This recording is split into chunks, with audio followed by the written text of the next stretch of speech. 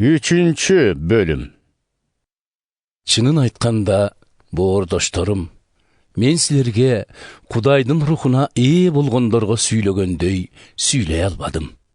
Анын ордуна Машаяка арткан ишенимиңер али жетил элек экенин билип, бул дүйнөгө таандык болгондорго сүйлөгөндөй сүйлөдүм.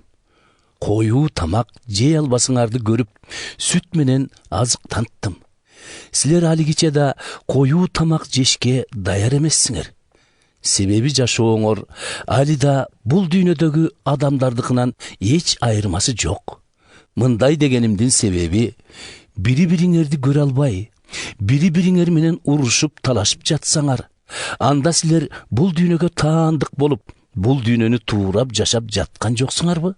Же жүргөн турганыңар бул дүйнөдөгүлөрдүкүнөн айырмаланып турабы?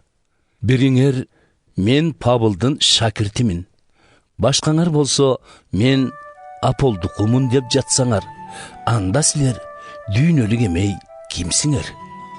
Деги Апол ким? Павыл ким? Алар силерди ишенимге алып келген Кудайдын кызматчылары гана. Эгебиз бизди кайсы кызматка дайындаса, ар бирибиз ошону гана аткарып жүрөбүз.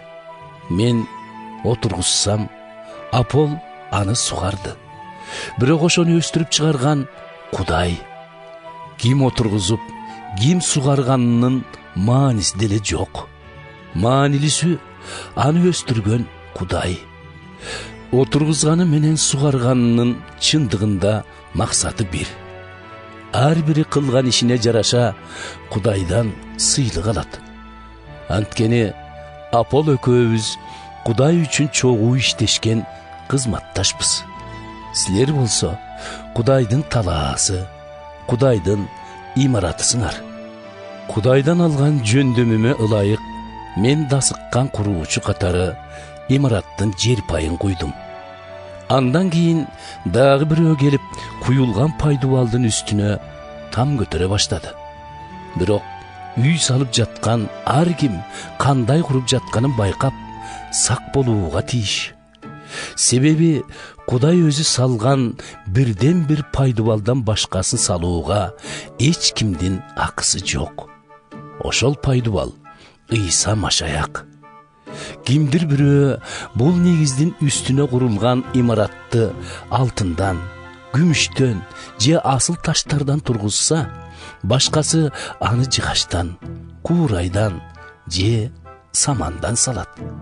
Бирок ар бир иштин сапаты сыналаар күн келет. Кыямат күнү бардыгы от менен сыналат. Ошондо ар кимдин эмне иш кылганы ачыкка чыгат. Кимдин курганы күйбөй аман калса, ал Кудайдан сыйлык алат. Ал эми кимдики күйүп кетсе, ал чыгымга учурайт.